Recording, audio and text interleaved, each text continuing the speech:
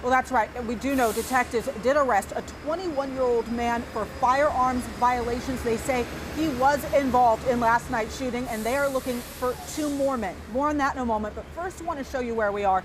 This is where Seattle police have set up a mobile precinct, and they've increased their presence here along 3rd Avenue near Pine, an area that was a crime scene just 24 hours ago.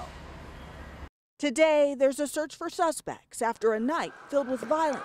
There were 8 people that were shot. 1 person was pronounced dead on scene. We saw one of the most horrific chapters last night in the city of Seattle. What happened in the busiest part of the city during one of the busiest times of day is the reason Mayor Jenny Durkin stood before cameras Thursday afternoon. SPD has arrested and booked one of the shooters.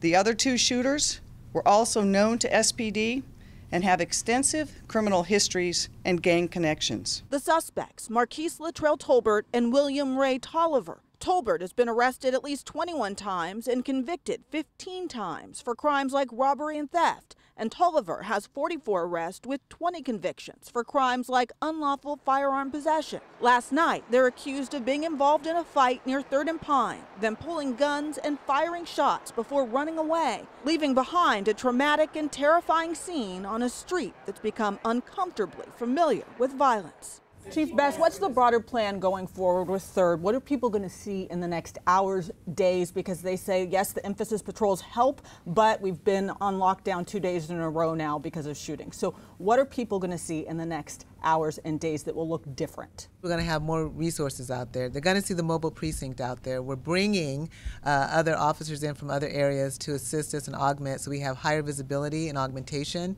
as well as, you probably won't see the gang detectives, but there'll be additional gang detectives on that gang squad out there looking for shooters and putting shooters in handcuffs when we find them. And Chief Best says they are also going to be as transparent as possible about the people they're arresting and the guns they're taking off the street. She says the plan is to work closely with partners like the FBI, the U.S. Attorney's Office, and the sheriffs as they continue to push forward on that. Natalie, what did city officials have to say about these 2 suspects? They're just 24 years old, but as you said, between them have been arrested 65 times. That's right. So today, Mayor Durkin did address that, saying when we have people who repeatedly show that they'll take the community's safety into their own hands, those people need to be held accountable. And she listed that as a priority, something she's going to work on as she continues to work with law enforcement partners on improving this specific area here in the downtown corridor.